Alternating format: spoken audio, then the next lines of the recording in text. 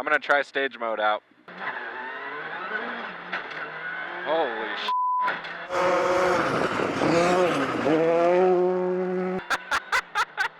Welcome back to Team O'Neill. I'm Chris Sear. I'm here with Paul Rowley.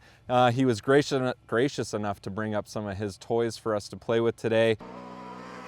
We're already in our race suits because we're really excited to get to try your R5 here today, Paul. What is this car?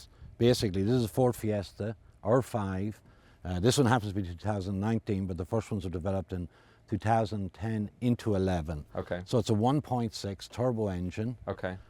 Your boost runs here were regulated in the States, right? Yes. We have a pop-off valve in it, and we run about 27.8 pounds of boost. Okay.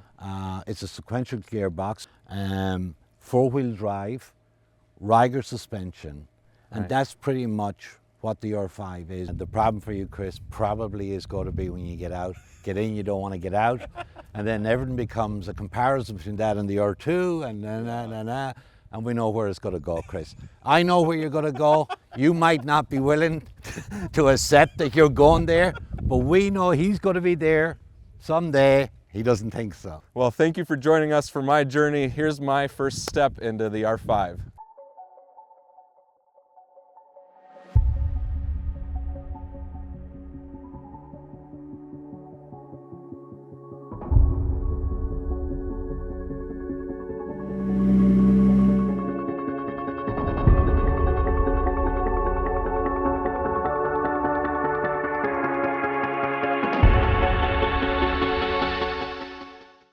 Please like and subscribe so we can create more content like this for you. Yeah, so we'll just drive around in regular exactly. mode. Yeah.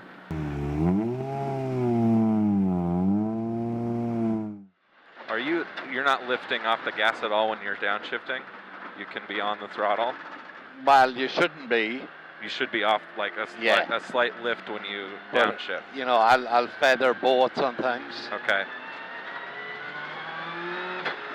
Okay. I'm seeing it now. So coming out of first sometimes, because of wheel spin, you have to dip the clutch on these. Okay.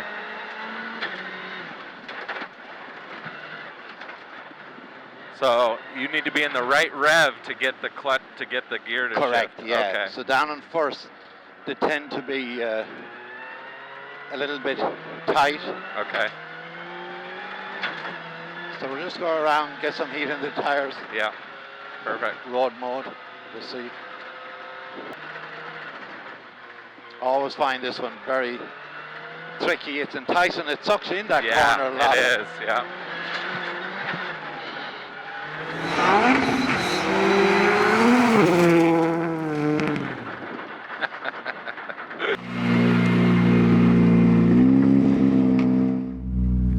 Okay, well, I got to watch him, and I spent the whole last run we were on just watching his feet and watching his steering. You know, just like my car, the less steering I'm doing, the more pedals I'm managing, the better I'm driving. This car even more reacts well to that, so that's gonna be my goal.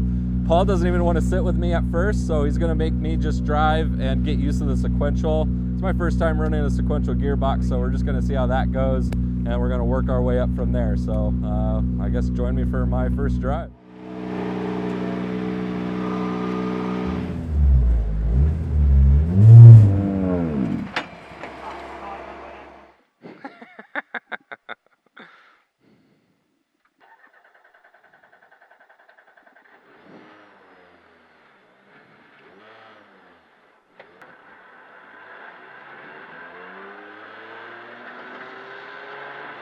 So watching Paul do his shifts, one of the things I noticed is it's way easier than it looked. It looked like he was doing massive pulls with his hands, and it really is very light and easy. It just looks very aggressive.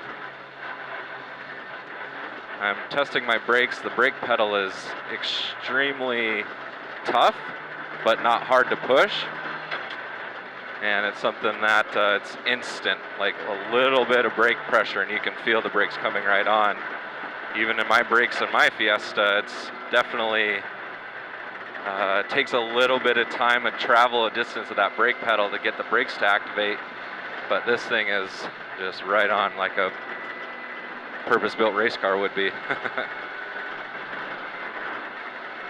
Driving around 45, 50 miles an hour, fourth gear. I don't need to be this low. I could be higher revs.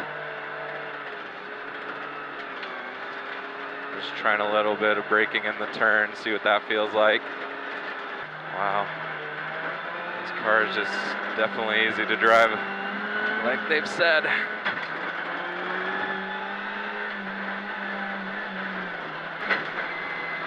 Even the shift lights on the dash is something new for me. I have to work with my car all on audio, and the hearing of the engine tells me I need to shift. This thing, you get the visual feedback right away. Had to use the clutch on that one. I tried to shift up, and like Paul said, I was in the wrong revs. So I used the clutch to get me to be able to do that upshift right then. Down a second.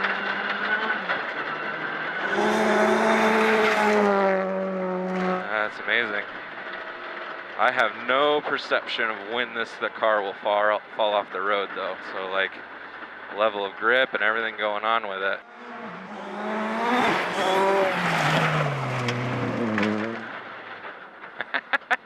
So slippery.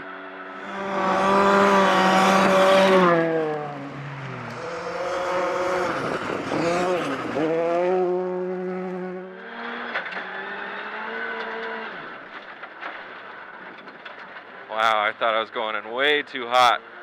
Car started to slide. I felt the lockup, so I released the brakes, got right back on them, and man, it just did exactly what I wanted it to. On top of everything else that I'm learning about right now, and just getting the timing with the shifting, using a sequential, I have multiple times even forgot which direction to go, and I had to actually think about that. You start to get all those things dialed in, on top of just, I was half sideways full lock in this corner.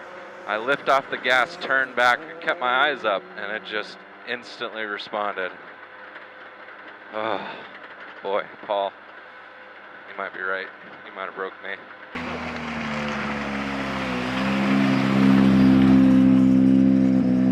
You go into stage mode? It didn't. You didn't go stage mode? No.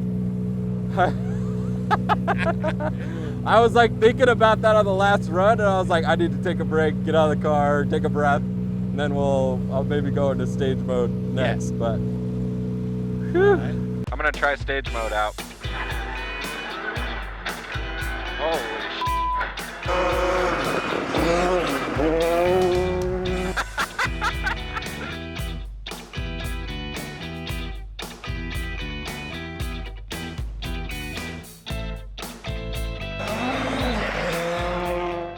throttle response in stage mode is just so much crazier. Obviously you're burning a lot more fuel, so you'd want to have a street driving mode because there's just no need to have this much power on the regular road.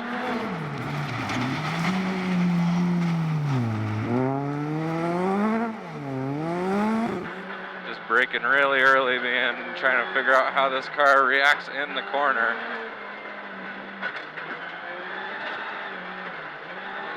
Just the width of this car too is wider than mine, so I'm just trying to figure out where my far side tire is in the road.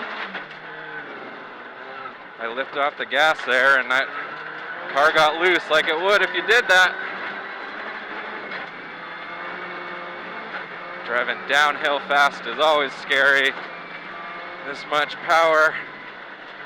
I don't want to bend it up here. This is where Ken and family have crashed multiple times.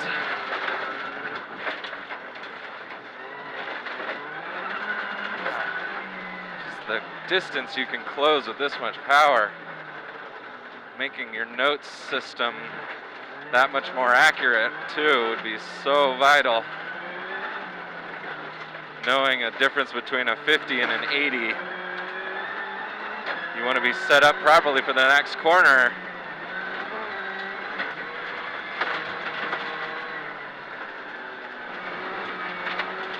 I get a little scared. I add just the slightest bit of brake and it just does it. Don't want to screw this one up because this is the jump.